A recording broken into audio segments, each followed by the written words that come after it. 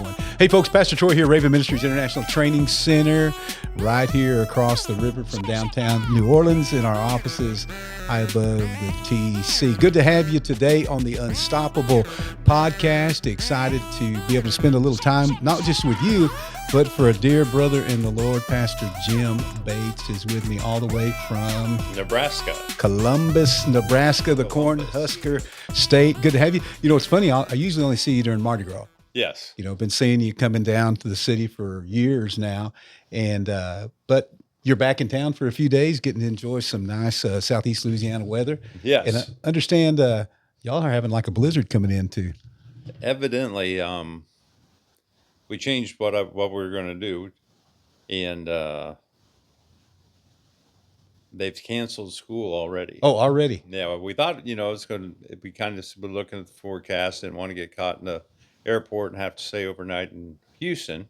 Right. And then, so they're so sure that it's going to storm tonight or tomorrow that they've already canceled school. Now, let me ask you this. We actually had the first real snow in like 130 years here in New Orleans back, 6 weeks ago. Mm-hmm. Prior to that, they talked about it.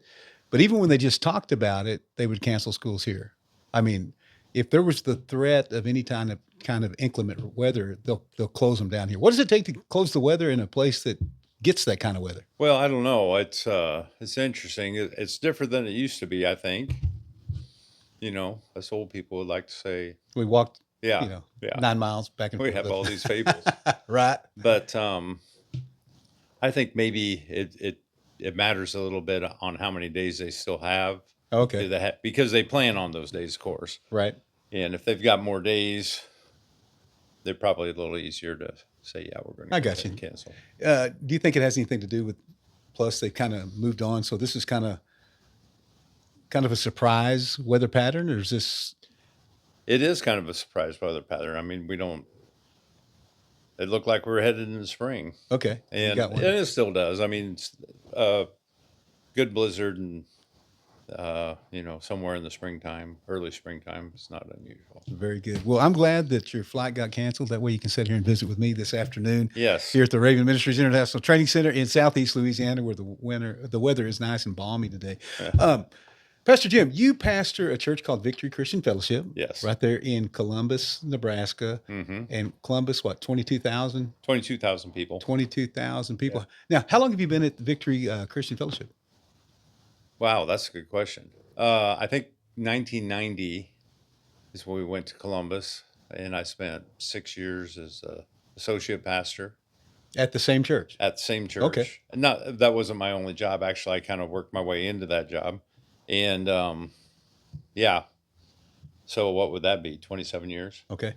And what were you doing in addition to pastoring at that time? Oh, I was working at a packing house. Okay. Yeah, in Schuyler, Nebraska. So you went 18 miles away. So you went from packing the meat to delivering that word, and yeah, been at it ever since. Had a pastor named Terry Fletcher at the time. Terry, this is his first church, and he needed help just doing data entry thing. I mean, I'm not a tech guy, but I would go in after work and do some stuff on the computer, and just help him out. And from the weekend that he started, he asked me, Jim, I've got a Sunday night. I'm not really ready for it. Actually, I think he was out of town. And so I taught. First time I ever got behind a pulpit and taught. But I got a teaching degree. And so, it's a lot the same. You just do what you love, and you teach other people what you love. Right. Orally Communicate the best you can. And but I'll say this, you don't know things sitting in the congregation like you do when you have to study to teach. Right, absolutely. There's another level. It's funny. I've shared my testimony. I came from kind of a banking and finance background. Mm-hmm. My goal was to do my undergrad, apply to law school. My first 2 years of college, I actually worked at an attorney's office, so I was around that environment. Then at 24 years old, I found myself as a pastor of a church. Yeah. It's kind of out of, I say out of nowhere for me, but God, you know how He kind of orders our steps in those situations. Now, at 24, everyone's old. Yes. 40-year-old people are old. And so the congregation, most of the people were at least twice my age. And so there was somewhat of an intimidation because I thought to myself, what am I going to tell these people? And it really caused me to get on my face before God and say, God, you're going to have to deliver the goods because I really don't have anything to say to these folks that would inspire them or disciple them. And really, I had to grab hold of the horns of the altar and just trust Jesus through that whole process. Uh-huh. And here we both are, all Yeah. these many years later doing it. I guess it kind of makes me think about before I kind of deal with things now and in more recent history. So, were you raised in a Christian home? What was kind of your background coming up? Yeah, that's interesting. As a young child, mom and dad would take us. We went to the First Baptist Church in Superior, Nebraska, little town on the Kansas-Nebraska border. And yeah, I'd say, I mean, the definition, what most people would call a Christian home, mom and dad. But dad kind of dropped out of going to church and would sleep in. Mom would go. Did she have And enough religion for the both of them? Or? well, I'd hear that in my part of the country. yeah. I don't know. I think maybe, and I would go to church with mom, and throughout all the way throughout high school, um, would go most Sundays. I would say most Sundays I'd be in church. Love those people, uh, trying to give you the Bible as Right. just a young child. Now, how big of a town was Superior? Oh yeah, well 2,500. Okay, so everyone knew everyone. Oh yeah, Okay. yeah. Everybody knew everybody. Yeah, and my brothers and I, my sister, I think even spent a little bit of time. She'll probably tell me that a lot more than I'm letting on. But we would deliver the papers and work at the sale barn, and Dad worked at the cement plant. He worked as a strip miner of limestone in Kansas, and then they'd ship it across short railroad across to the plant where they would process it and make it into cement. Yeah. So it's in Superior, the difference between concrete and cement. You hear people say concrete about cement, or you hear people say cement about concrete, and you're like, no, that's not what that is. Just because that's where they made the powder.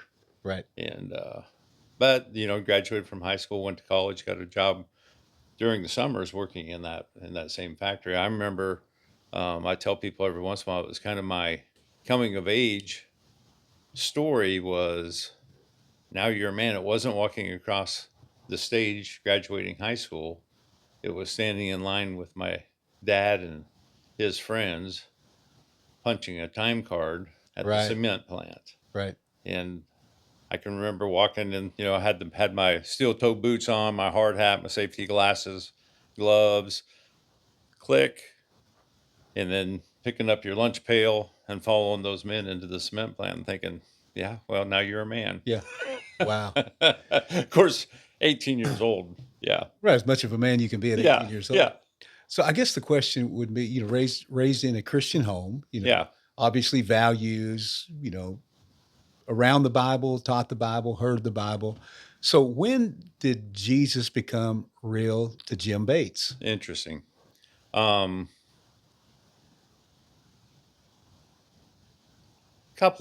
There's different points I can look back to and think of the power of that experience, whatever it was.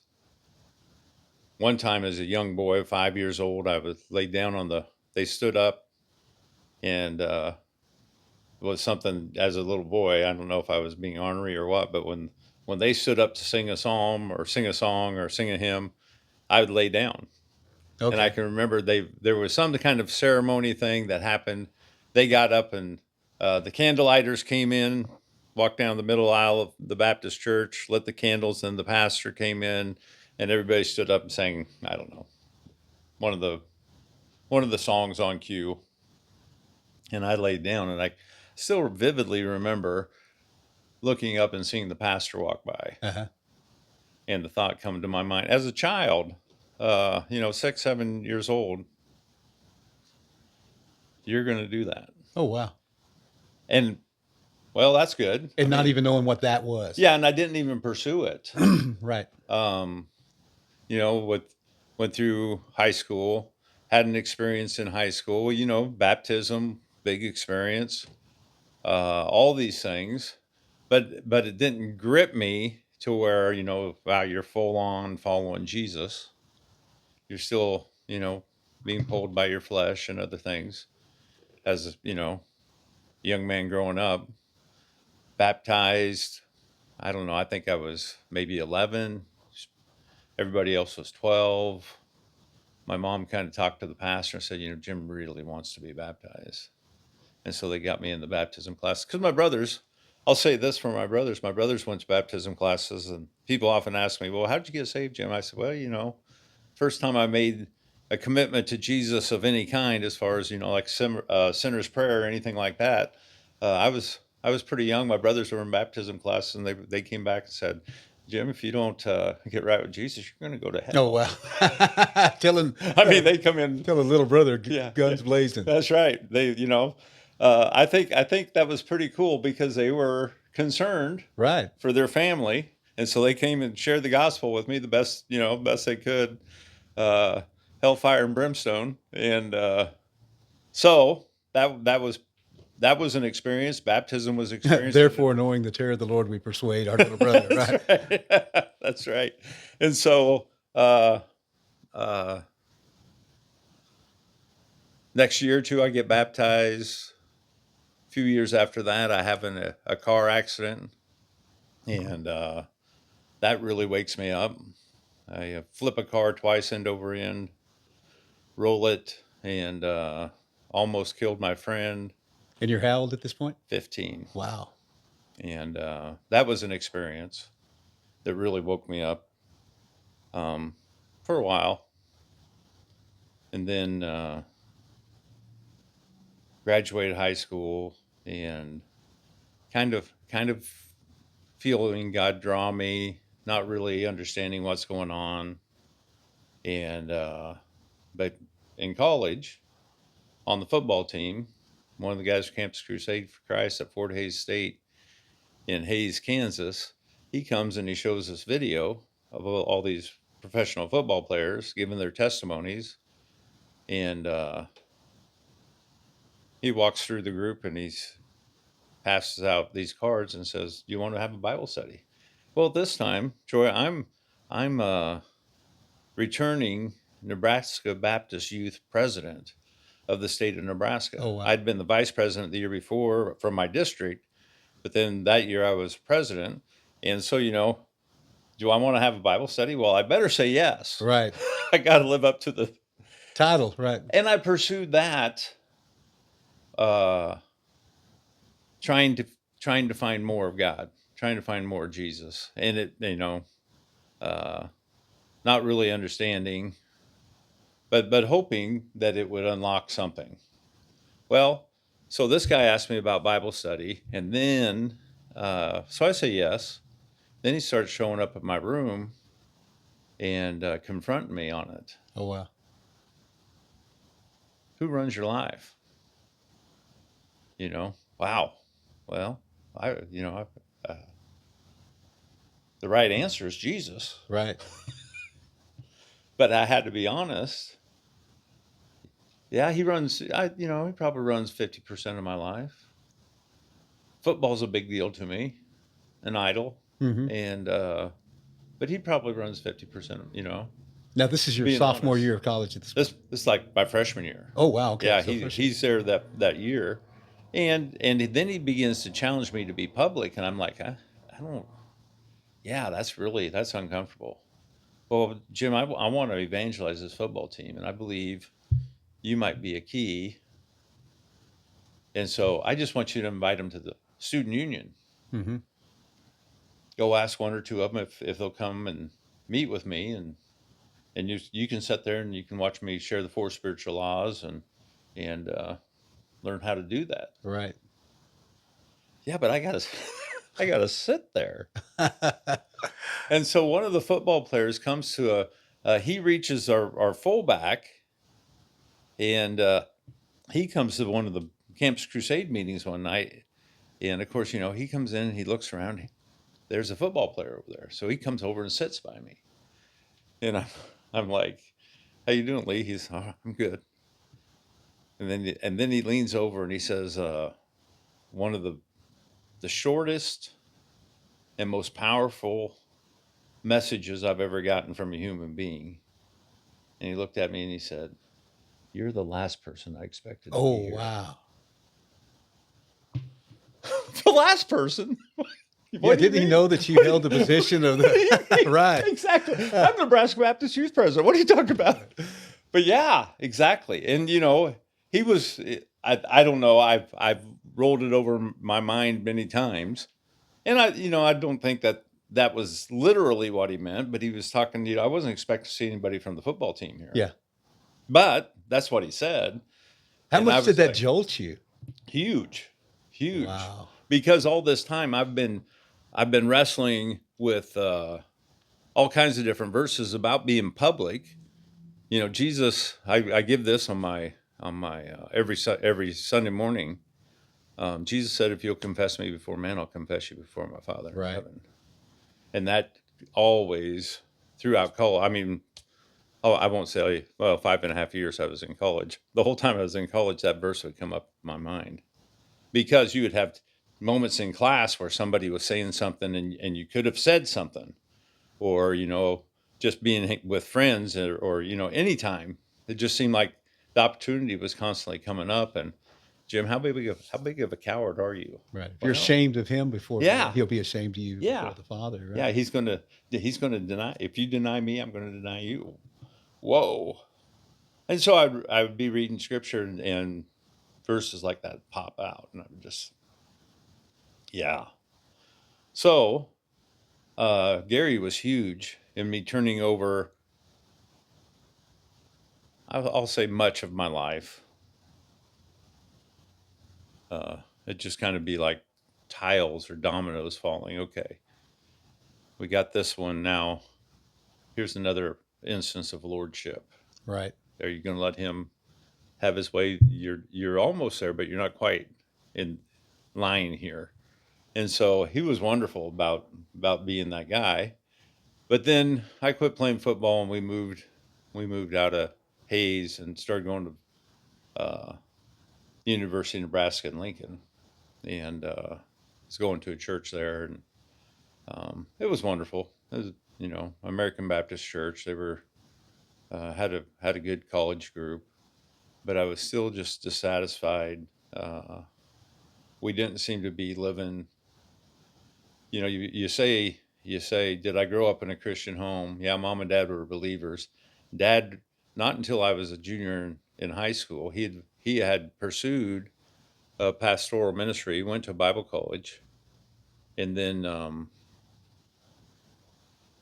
fell by the wayside, and began to drink, smoke, playing baseball, semi-pro baseball, and smoke and drink a little bit. And then my junior year in high school, he actually woke up on a bloody pillow. Evidently had some kind of altercation at one of the bars, and expected his wife to call him in sick the next day because he wasn't feeling good. He's hungover Right. and woke up on a bloody pillow. And Mary Ann, my mom, I ran into this probably bad habit when I was in high school. I would be wanting their attention and they weren't giving it to me, and so I'd call them by their By their first first name. name. Yeah. That'll do it. Hey, Dick. Mary Ann. Well, anyways, mom wouldn't. She didn't call him in sick, and that afternoon he went to some. From my understanding, this is the way the events went. I was living in the house, but I didn't know what was going on until they told me. But he went to some psychologist, and they gave him some, bunch of questions, battery of questions, and he answered them. And they said, "You're about 2 weeks from committing suicide." Wow. And so he checked himself into a treatment program, alcohol treatment program, 30-day deal. And he came out of there, and he was he'd gotten his faith back. Yeah. So Christian home, yeah, that's probably what a lot of people would say of it. But seeing that spiritual development, like I said, mom's always seemed to have had a sincere commitment to the Lord. Just would go to church, try to bring her kids. If they didn't come, she was still going. If dad wasn't going, she was still going. Then dad caught up. So anyways, back to the Baptist church, going to the Baptist church there in Lincoln, and ended up leaving the Baptist church that time, finding another church. I was wanting to find somebody that was public, somebody and somebody that was full gospel. Because here's another event when I was young. 6th grade at the Baptist church camp, these 2 hippies show up. I call them hippies. Well, it'd be great to show you the picture of them.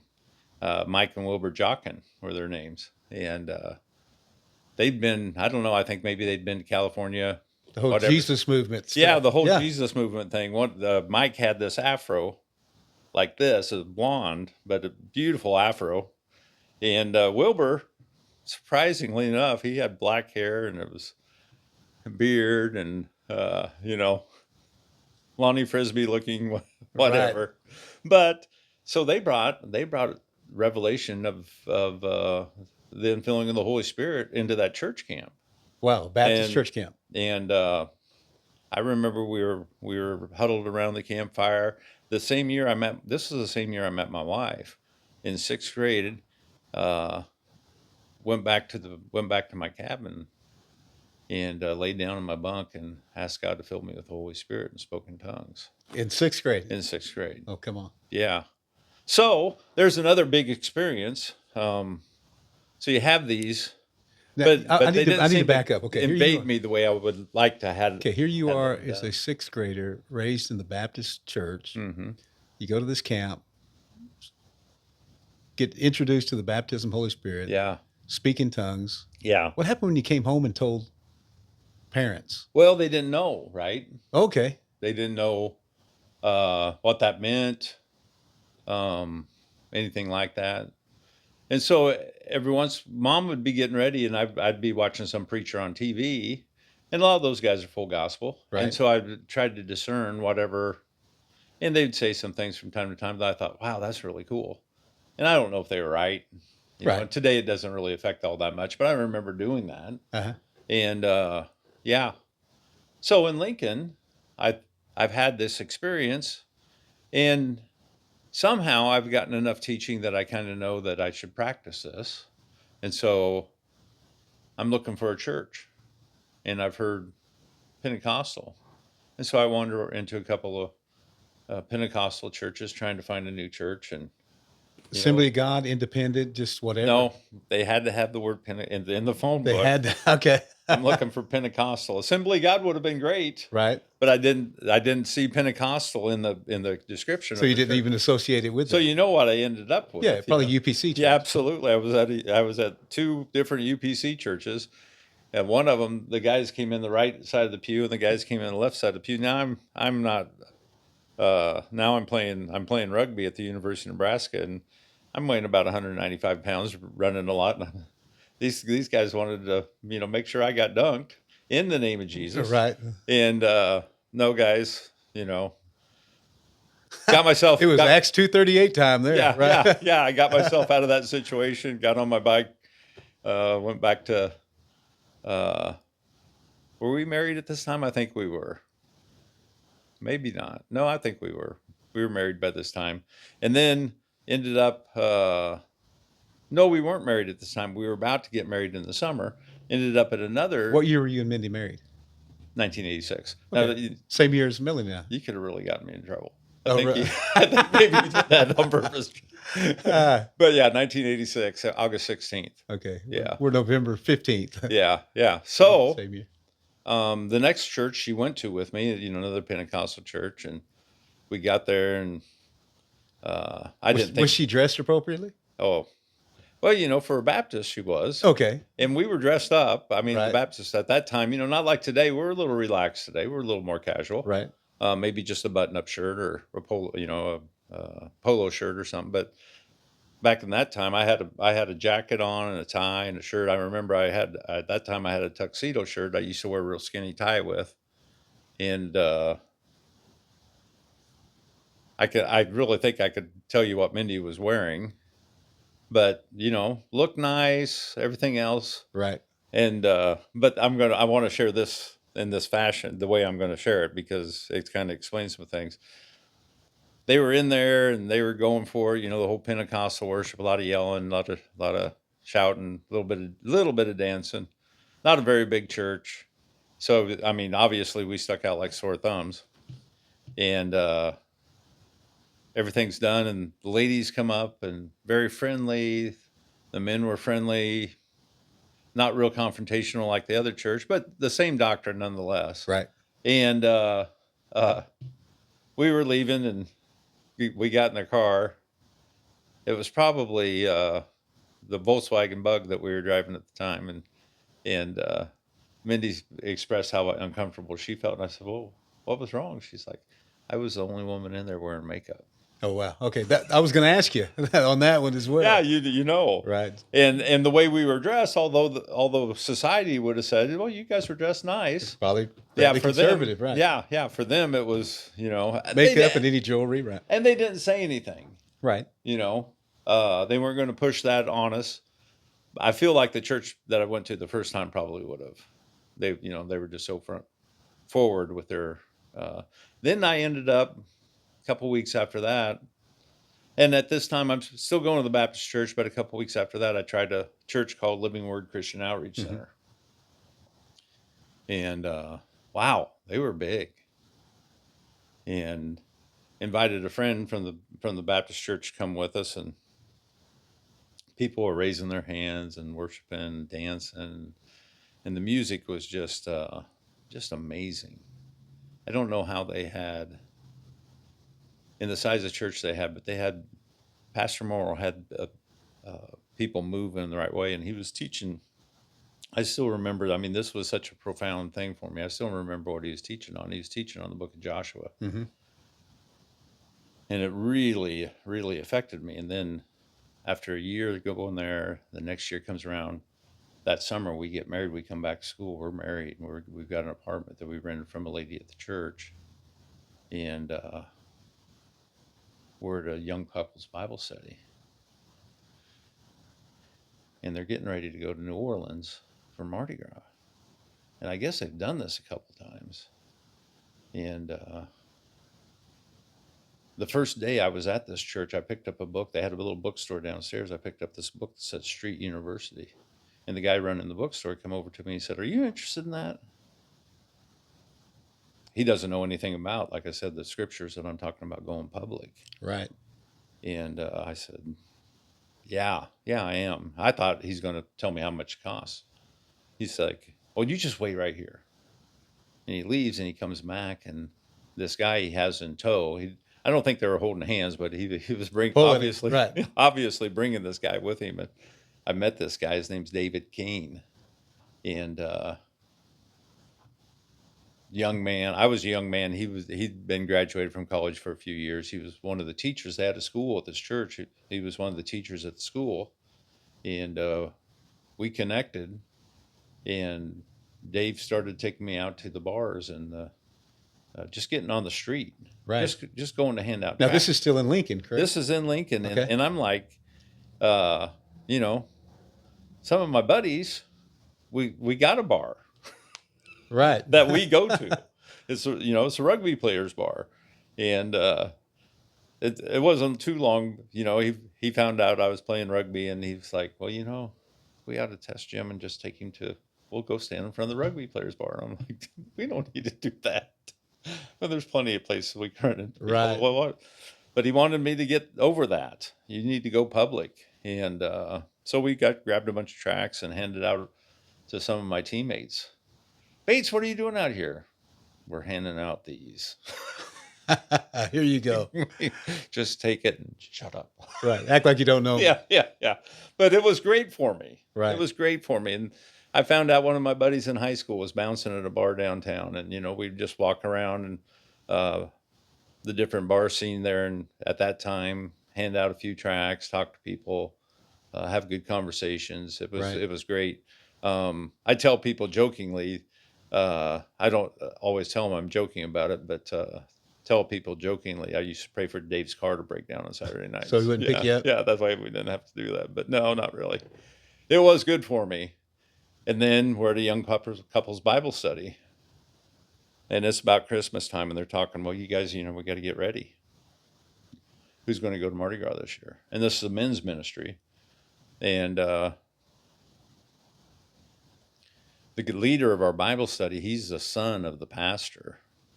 And the pastor started going, and that church by itself at that time, that was the church that was renting the bus for all the guys in Nebraska. And I think we brought down 40 some guys from Nebraska that year. And I'm thinking, well, I can't. I got school. I can't go down. And then just a little bit more of just feeling prodded as the conversation is going on in this Bible study that, you ought to do this. And I speak these words inside my head to myself, and God, if that's really what you want to do, you'll have to tell me through Mindy. Right. And about that time, I felt her step on my foot. And I knew what she was going to say. Right. But I mean, just no quicker did I say those words in my head that she stepped on my foot and said, I think you should go. And so that was 1987. Made my first trip to New Orleans for Mardi Gras. In 87? In 87. In 87, 22 years old. And blew my mind. Now, were you a part of the No Greater Love team? Was that? Yes. Okay. And that year we stayed at the Baptist Theological Seminary here. Out here in Gentilly. And I think we just slept on the basketball floor. Mm-hmm. If you had a sleeping bag, we didn't have any mattress or nothing. We just slept on the floor. Yeah. And things have evolved since then, the different camps with No Greater Love and all that. But yeah, that was a huge moment in my life. And I remember my rugby coach, we're getting ready to, we're practicing, and he's walking by and he's talking to all the guys. What'd you do for spring break? And of course, there it is again. Jim, are you going to expose yourself? What'd you do for spring break, Bates? Well, I was a captain at the time. And so, coach was always talking with me. And I said, well, I went down to New Orleans. We preached the gospel on the streets to the people who were in New Orleans. You did what? I said, yeah, that's what we did. Right. And yeah, so spending a week down here. So he didn't have the same reaction as your football buddy did. Oh, no. You're the last person I'd expect to do that. Yeah, no. But, that was always a concerning thing. I don't know. You kind of think as a Christian, I'm going to live a life and they're going to know I'm a Christian. Uh-huh. And, no, they might just think you're a good person. Right. There's people that are nice and, right. and mannerly. And so being nice and mannerly is not going to expose you that you're a follower of Jesus. It should give some, you shouldn't not be that way. But, yeah, I don't know that he knew I was at that level. However, the next time he and I met with the rugby team years later, that he told all the guys, he said, Jim Bates told me about spring break one time. And then he said, and today I catch him outside of the football games. He walks by, he comes down to the football games, and he'll look me up. My coach will look me up. Yeah. He'll come down, the stadium, and he's kind of looking, well, where's Jim at? He's got a sign. And so I'll be standing there with one of the signs, and he'll come look me up. Now, and folks, when we're talking about the football game, we're talking about games at the University of Nebraska, yes, the Cornhuskers. Yes, all the home games. We try to get to all the home games. And so Coach Vince Powers, he'll come walking down the way to the stadium, and there he is, and we'll talk a little bit, uh-huh. and he'll say, you've been doing this a long time. Yeah, Coach, I have. You're right. We're still doing it. It's worth doing. He's a graduate from a Catholic college. I think it's the whole thing kind of, surprisingly, it doesn't make him as nervous or awkward as what I kind of think about now that I say those words, because he's there. Right. Yeah. And some of my high school friends, some of the people I wish I was public with it about, are seeing me outside the stadium today. All these years later. Yeah, all these years later.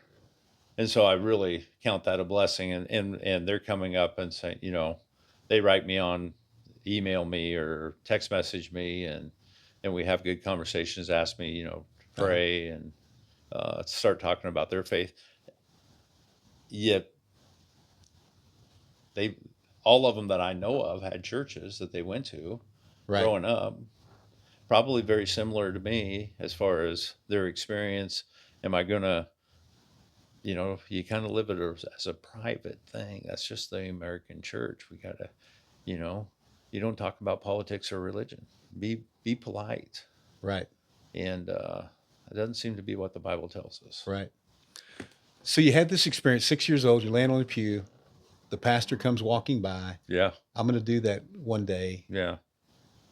We fast forward many years. When did you really feel in your heart as a young adult that, God, you've set me apart for a purpose. You've set me to preach your gospel. And did you know it was pastoral ministry at that point? Not at all. Okay. Well, at the time that I'm in college, I'm preparing to be a sociology teacher and a PE teacher, and I go through the student teaching and all that stuff. Loved it.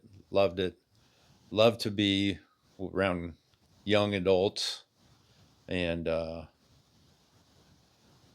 so when I graduate, Mindy and I get a job at Boys Town, and we're there for a while and trying to have an impact on those boys. And Now, if I remember right, you're here at Boys Town with boys, quote unquote, up to 18 years old. Up to 18 years old. And you're just 22 at the time. Yeah, I'm just So you're not 22, even 23 years old. not even that far removed from And that. that was a challenge. Well, I bet. Yeah, absolutely was a challenge because they're only 18. I can be buddies with these guys. Right. But I need to be an adult with these guys. I need to be parent figure with these guys. Those that aren't familiar with Boys Town, Mm-hmm. Maybe they saw the old movie with Spencer Tracy, Yeah. Father Yep. Flanagan, Yep. and all these things. What's Boys Town for someone that's totally unfamiliar with Boys Town? Boys Town is a home for boys. Father Flanagan started it in Omaha, Nebraska. Back in those days, it was just the poor. Right. And he'd taken them outside. Orphans of town. mainly, right? Yeah, taking them outside of Boys Town on this farm setting and took care of these boys. Today it's more juvenile delinquents, etc. They have to want to come, Okay. and a lot of kids don't, and so they don't take them. But they do take. We had kids in our house from all over the United States in all kinds of situations, and they still to this day hold a place in my heart. Matter of fact, one of them just the other day had his birthday. Oh, wow. And he befriended us on Facebook. He still lives in Boys Town, and sent him a happy birthday. And He's how old now? Well, I don't know. He's got to be 50-something years old? Got to be close to 50 something years Yeah, old. it'd have to be. I thought about that. When I sent him the birthday thing. I didn't look, but yeah, he's in his 50s. Wow. And because you just made 60 this year, right? Yeah. Okay. Yeah. Thank you. You're welcome. And what, early February, I think it was? Yeah. And one of the kids is down here in Biloxi as a barber. Okay. So Boys Town is for the world. It's a great organization as far as helping kids get on their feet that are just struggling. One of the boys in our house had a pretty thick police contacts book, and just as a young boy, he was being used by drug dealers to run drugs across the city they grew up. Like a mule. Yeah. Yeah, mule. That's what they would call it. Right. Because nothing's really going to happen to a child that's doing Right. that. So they use them, they exploit them, give them $100 a day. Well, for $100, a kid can buy, 3 pairs of tennis shoes. And Right. yeah, so it was huge. Anyways, in that atmosphere, then while we were there in West Omaha, of course you're going to the Protestant chapel. Catholic kids go to the Catholic church, and everybody else goes to the Protestant chapel. Jehovah's Witness, whatever you are, if you're not Catholic, you go to the Protestant chapel. And so the Protestant guy's got his hands tied a little bit. He can't be too dogmatic about any one doctrine because he needs to preach to all these kids from all these different churches. And so, wow, there's got to be some good churches in Omaha. Mm-hmm. Just down a mile down the road on Dodge was a church called Trinity. And Mindy and I would go there. Now, do you have children at this point? We have a daughter. Okay, you have one daughter. One daughter was born while we were at Boys Town. And so we started going down to this church called Trinity. And the pastor there is Elmer Murdoch. Okay. And Elmer experienced some evangelical frustration in his life. And he wrote this little book called Step Up to Life. Okay. And it's a wonderful track. The first step is unconcern. And he talks about it, gives you a scripture about it. You might be unconcerned. This is where you're at. It's no big deal. Just tell me, which one of these steps are you on? I remember one time writing this out on a napkin for somebody. Which one of these steps are you on? Are you on unconcerned? Kind of like sharing the four spiritual laws. The next one is concerned.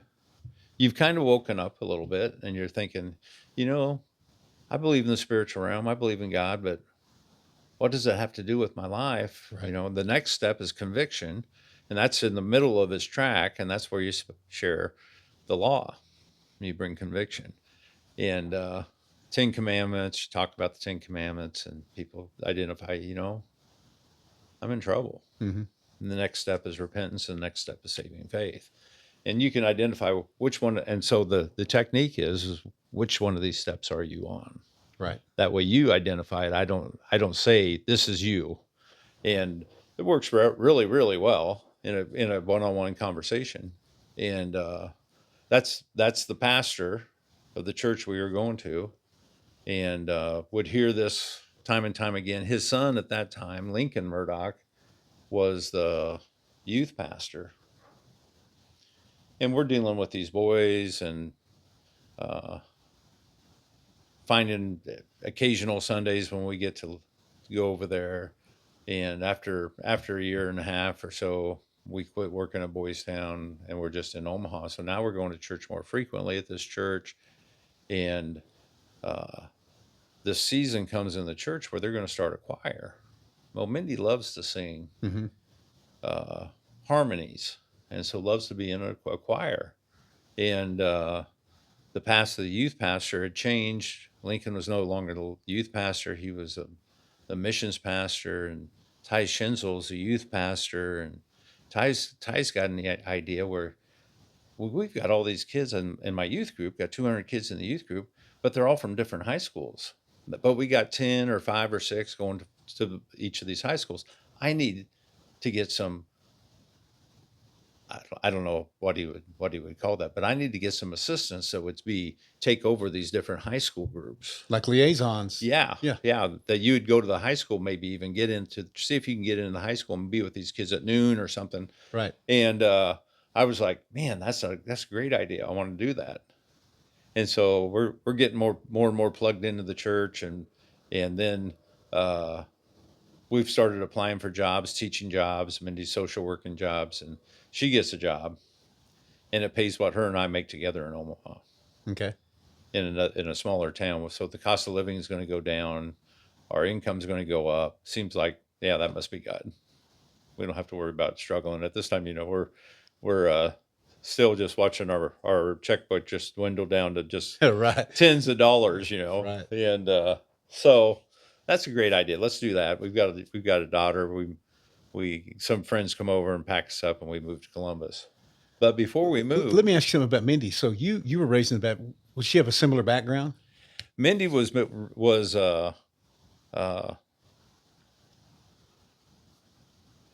Vacation Bible School in the First Baptist Church in North Platte. Somehow they got her attention, and she came to the Vacation Bible School, and she started singing in the kids choir. Okay. And would get up every Sunday and go sing. She just loves to sing, and so she would get up, walk the 3 or 4 blocks down to the First Without her Baptist family. Church without her family, and joined the First Baptist Church, and yeah, she walked down there and She was be a the one part in of the that family that church. did. She was the Joseph, so to Yeah, speak. yeah, yeah. And it was the singing thing that God had put in her that drew her Yeah. to do that. And yeah, that's just a powerful, powerful It thing. reminds me of our adopted daughter, Angela, Mm-hmm. who didn't come from a Christian family, broken home, biological father after 3 years old, never laid eyes on him again.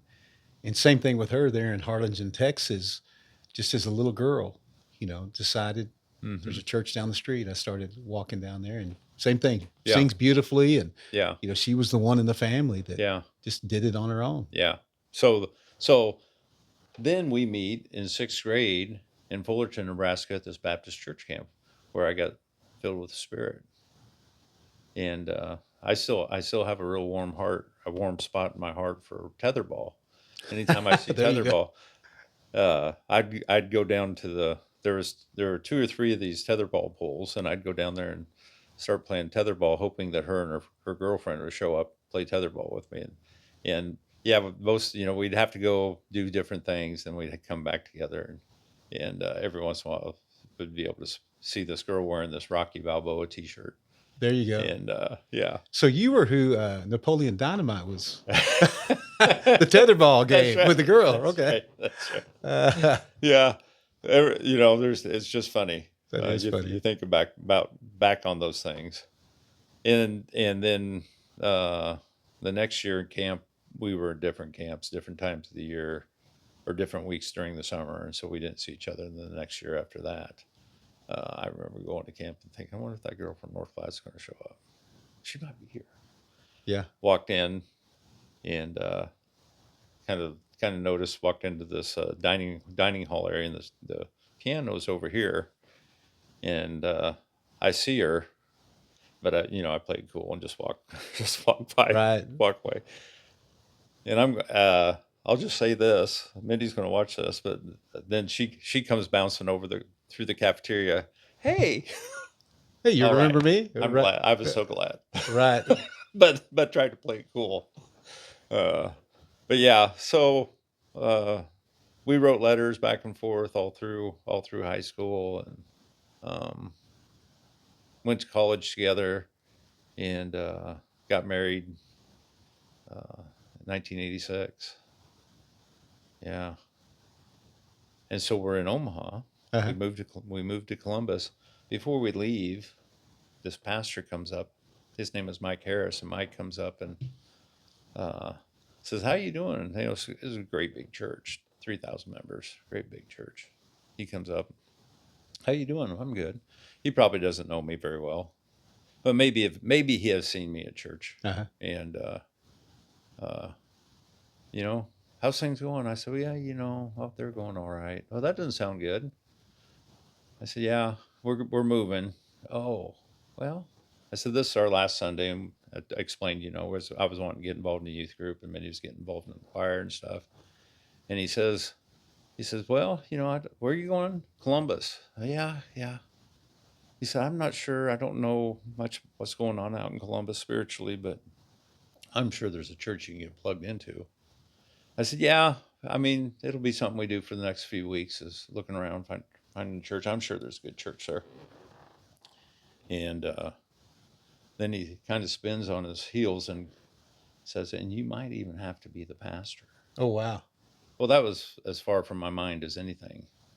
But he said that to me, and I didn't think about it again for a long time until I got my license. And I got my license because I was helping Pastor Terry do his stuff, and we wanted to get in the jail. Mm-hmm. And Terry said, "Well, hey, let's get in the jail." So I explored that, and the jail came back and told me, "Well, you have to be licensed."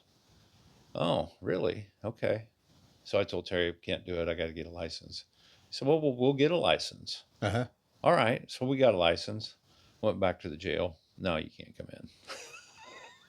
Oh, wow. They wouldn't let me.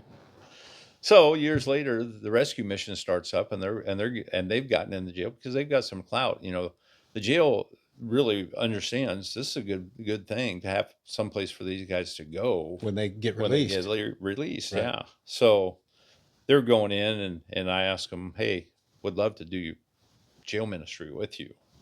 And they graciously let me come to jail. We go to 2 different county jails at that time. So they were the go around. Yeah. Yeah. Wow. They were the go around. But it was years later Okay. when this happened. And we're still coming down to Mardi Gras. All this stuff's going on. We're trying So to be once public. you came to Mardi Gras the first time with Uh-huh. that group, Did you come every year after that? Well, I'd like, in my heart, Okay. I didn't have finances. Just things weren't working out. But I did send my brother one year. Okay. I was at Boys Town. Boys Town wasn't going to release us. That was way too big of a deal to allow you to leave. Okay. And so I remember, this is an interesting story. I remember going down. The boys are all into football cards. Okay. And I've got football cards from when I was young, and I've actually got a couple rookie Montana cards and a rookie or a second year Montana card. And I'm telling my brother about this experience, and he'd like to go and actually commits to go. And so I take a couple those Montana cards and sell them. Get $70 a piece for him. Was able to give him $140 so he could come so down. he could come. Yeah. So and then I think he went like the next year, and then the next year after that I came again, and I've probably been pretty consistent. I don't know. I can't remember that I missed any years since then. Okay. But yeah, I remember missing that year. Yeah. Yeah. Because obviously we met, connected. Yeah. Through the Mardi Gras outreach, Yeah. which so many people have over And years. I can't really think of the first time when that happened. The first time we connected. Yeah, the first year that I brought a team down, and I was pastoring in Texas at the time, was 96. Yeah. And so started coming in 96, and Yeah. would always see the red hat guys from Yeah. EGL, and Yeah. I'm sure they spotted the The black shirted Raven guys. Yeah. Yeah. And there was some group, I meant to ask you this sometime today, didn't ask you, but there was some group at that time, I think they were out of Atlanta, and they were showing up in army fatigues. Actually, that was Tulsa, Oklahoma. Black and white army fatigues and red berets. You remember them? Yeah, I do. Yeah. Yeah, we met those guys. Some of them. I thought they were you.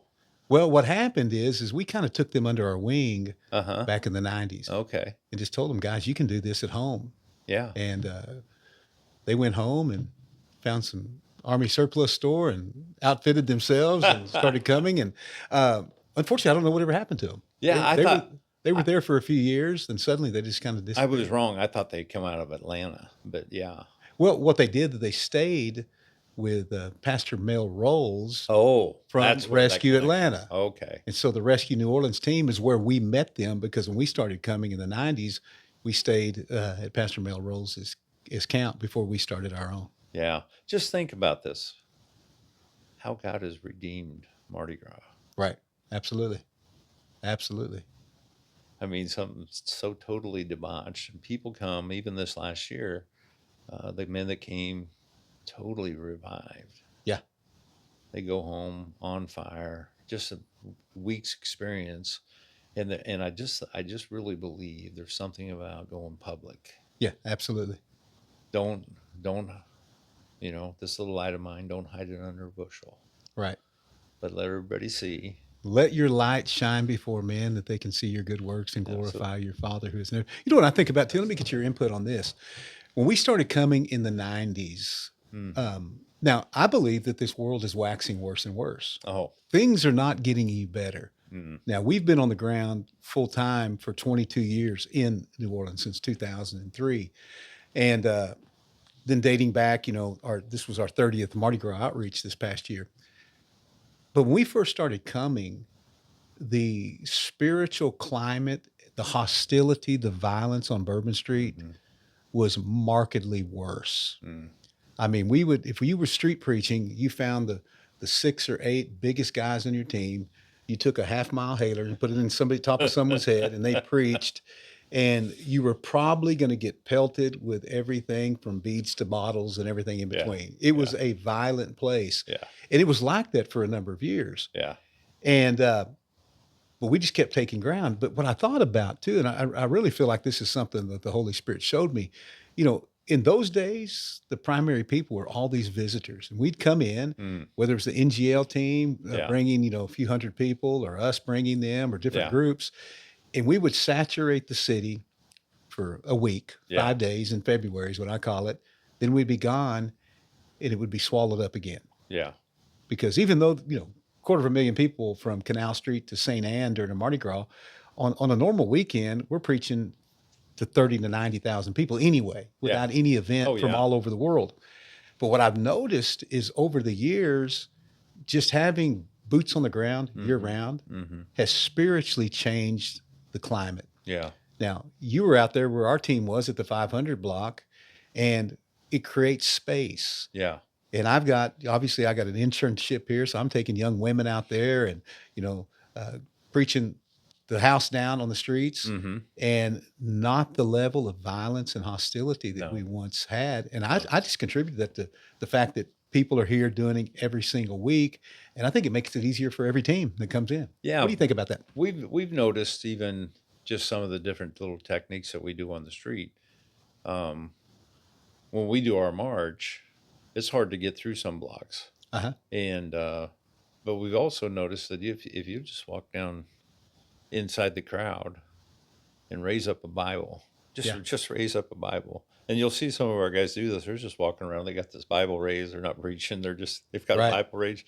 People Clear the path. give them some space. Yeah. And I think it's the weirdest thing, but I do since 1987, I do think there's a vast difference. Yeah. In the atmosphere on Bourbon Street, and throughout the quarter. Yeah, I do too. Not that it's a bed of roses, and not that people won't mock you, Right. But it's not. I would much not rather nearly get mocked the than physical. hit with a beer bottle Yeah, any day. yeah, I was just wondering for all the years you've been down there, if you picked that up, because I've Yeah. talked to different ones, like the Scott Hinkles and whatnot. Mhm. And they kind of came to the same conclusion. yeah. I do. I think you're absolutely right. Matter of fact, some of the guys that were going down before 1987, they were talking about years before that. They've been coming, and they remember times when there were people just sitting Indian style in the middle of the street, freebasing. Yeah. Just had a spoon out there and melting their whatever drug it was and putting it in a hypodermic needle and shooting it Right. just out there in public. And they said this was just totally dark. Right. I was like, wow, could it be darker than it is now? Well, evidently. Mhm. So yeah, it's been interesting to see. Amen. Has been John. Something else, Pastor Jim, people listening to you, you've been pastoring now for many years there at Victory Christian Fellowship. Mm. Um, you're not normal. You understand that, right? Yeah, Because you're a pastor, but you're very evangelistic. Now, we're kind of unicorns like that, yeah, because I've had many pastors tell me over the years, man, I'm so glad you're called to do that. yeah. And I tell them, me too. Amen. I get to do what he did. He came from Amen. one purpose, to seek and save that which was lost. So let me ask you this. How, for you, have you been able to keep that focus on the Great Commission while still doing all the normal? I mean, you counsel people, you bury people, you marry people, you have the same responsibilities that any other pastor would have with relationship to teaching and everything else, but you still have made it a priority towards evangelism. Well, I was down there this morning before we got ready to do stuff, and I was reading your signs on the wall, and I just think what an amazing thing, reviving a vision, Right. evangelizing nations. I think I have to say that Campus Crusade really woke me up Okay. to that. If you guys aren't familiar with Campus Crusade, Bill Bright Yep. started that. Yep. And they So it became your Two- DNA. two books that world I forget one of them, something evangelism, and the other one was disciples are made, not born. Okay. And they just gripped me. Gary Wright, the guy that met me at Fort Hays State, gave me those books. I read them. I remember reading them. And the next thing I know, I'm in a Christian bookstore. This is how cowardly I was. I remember walking in the Christian bookstore in Hays, Kansas, and looking both ways up and down the street before I walked in. Oh, wow. Anybody going to see me? See me go to this Christian bookstore. What? Why? But anyway, so I walked in there and I found these 4 books at the time. Now they've got them under one cover, all by Josh McDowell, talking about the occult, the cults, world religions, and just a whole apologetic answers to all these different issues. And it was wonderful. I read that, devoured that in like 3 weeks. Then this book, Disciples Are Made, Not Born. And the other one was something about evangelism. And it just explained the rule of multiplication, in 2 Timothy 2:2. And that It wasn't D. James Kennedy's book, was it? Evangelism, No. Explosion stuff? No, Yeah, because no. But I'm sure he's explained this all the same thing. Right. But it's no greater love's verse, 2 Timothy 2:2. The things that I teach you, teach those faithful men who will be able to teach others also. Well, there's 4 generations there. You teaching others, teaching faith. There's faithful men, and then they've got to be able to teach others also. Right. So you're talking about a multiplication that's happening, and of course it's it happens in so many ways. 2, and then 4, and then 8. If you can just win one guy a year, Right. 37 years, you reach 7 billion people. Right. Well, let's do that, and just keep that burden. I mean, if I can't do it, I'm gonna try and teach that to all my young men. This might be something. You might be the guy. Like you told me this morning, you just got to say yes. And just keep saying it over and over again. Yeah. God, okay, I'll do this, and I'm going to train this kid, and so now I got, son-in-law, daughters, grandchildren. Want to multiply this again and again through all my grandkids, teach them the same things, and I think where the church where we're weak at making the gospel public is we don't have any examples. Right. I had to find Dave. Which kind of brings me to a question. I couldn't do it by myself. You had to have somebody to kind of I needed to find lead the way. Dave, and Dave took me out. Because I heard you mention Dave, and I've heard you mention a few other names as well. Who would you say in the first 10 years of your walk/ministry, a few people that were the most inspirational and influential in your life? Well, Dave came, hands down. David, we'd go over to his house. Dave and Deb, wonderful, wonderful Christian couple. I actually remember when we first came to the university, we were staying in these dormitories, and Mindy loves. I mean, she's a true. Grew up in Nebraska. She loves Nebraska football, and this is before the '90s when they just dominated. But she loves Before Tommy Frazier and all those guys. Yeah, Okay. yeah. And so she would get the tickets, and we were going to the Nebraska football games. And there's these little kids out there, and a few adults, and seemed like a lot of young girls that were just, maybe 10, 11, 12, 13 maybe. And they were out there handing these little gospel tracts out. And I remember that catching my attention. Well, the full circle thing is that they came from that church that I ended up in. Okay. And Dave had organized this team to go out to the Nebraska football game and hand out tracts.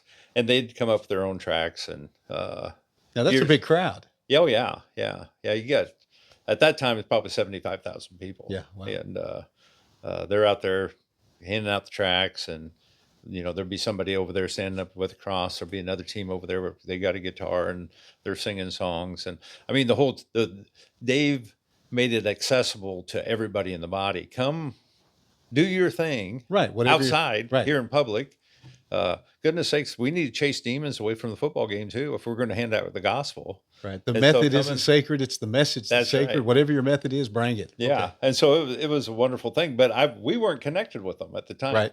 And I remember getting them but looking at the track and thinking, wow, that's kind of, having mixed feelings about it, going, well, that's silly. And then thinking, man, that's really good. That's really amazing. And so like the next year or so, got connected with them.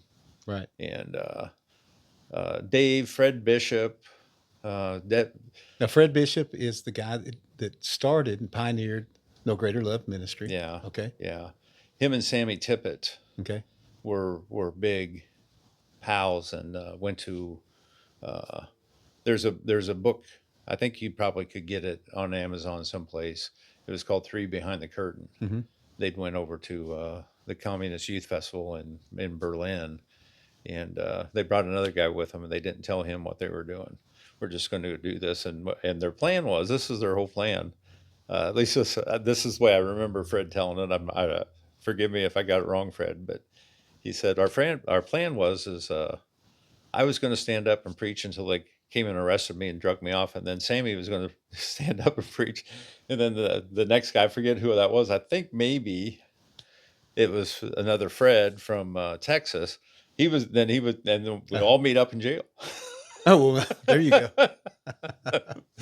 But things went different. The book's an amazing book. I encourage anybody to read that. But Fred obviously had a big impact, but kind of coming from Dave. And then there's just all the people in Nebraska, the Schernickas, the Troyers, the Rileys, all these guys were my friends. Wayne Irvin, I can go on and on, Fred Thorne. You can meet these guys most every Mardi Gras. Yeah. And just the encouragement to keep going. That they gave you as a young man. Mm-hmm. Listen, we're out of time for this segment. All right. Will you stick around and do another one with me? Sure. We're going to do this. Sure. Hey, folks, Pastor Troy here at Raven Ministries International Training Center and the Unstoppable podcast with a fantastic brother in the Lord and great friend, Pastor Jim Bates. This is part one. We're going to be back for part two. So like and subscribe to my channel, and you'll see it right there. We'll be right back with you.